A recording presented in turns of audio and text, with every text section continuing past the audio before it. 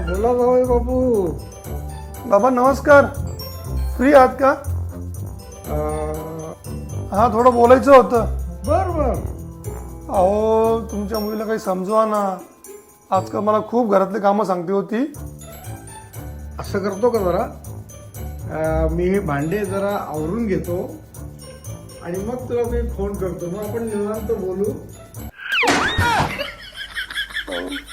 तू काही एकटा नाहीये, मी पण आहे त्याच्यामध्ये. तुमची पण तीच परिस्थिती आहे. अरे बाबा काय करतो, तसंच करावं लागतं. ठेवा ठेवा. करूया काम करूया ठेवा.